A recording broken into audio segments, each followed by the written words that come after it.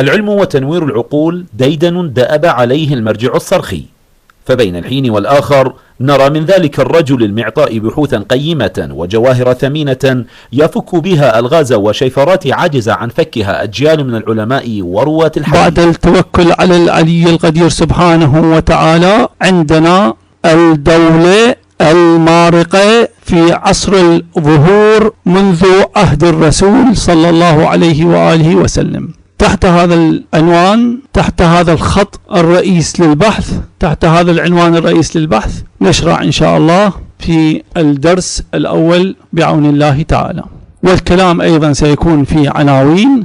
وعندنا العنوان الأول: ميزوا الفتنة، إياكم والفتنة. هذه المرة أتحفنا المرجع الصرخي ببحث تاريخي عقائدي تحت عنوان الدولة المارقة في عصر الظهور منذ عهد الرسول، ضمن سلسلة محاضرات في العقائد والتاريخ الإسلامي، حيث استهل المرجع بحثه بمحاضرة أولى خصص معظمها للحديث عن أصحاب الدولة وأصحاب الرايات السود، وعن فتن عصر الظهور وما هو دور المكلف تجاه تلك الأحداث.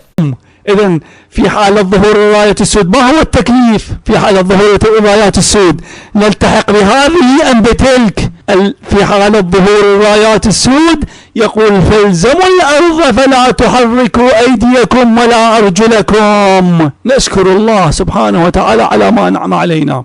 يقول: ثم يظهر قوم ضعفاء لا يؤبه لهم قلوبهم كزبر الحديد، هم أصحاب الدولة. قلوبهم كزبر الحديد، هم أصحاب الدولة. إذن أخذ علينا من بعض المنافقين، من بعض ضعفاء النفوس، كيف نقول الدولة؟ هنا القصد نعطي لكل إنسان، لكل شخص، لكل خصم ما يريد، ما يرغب، ما يقبل به، ويناقش النقاش العلمي، نطرح كل المحتملات. إذن عندي دولة، عندي دولة العراق والشام، عندي الدولة الإسلامية، عندي داعش، وعندي الدولة. هنا الدولة، هذه الدولة التي أشار إليها أمير المؤمنين سلام الله عليه. واستهجن في تلك المحاضرة ما يروج له التكفيريون والنواصب والمارقة من فكرة إنكار المهدي بالرغم من تواتر الأحاديث بخصوص الإمام المهدي عليه السلام.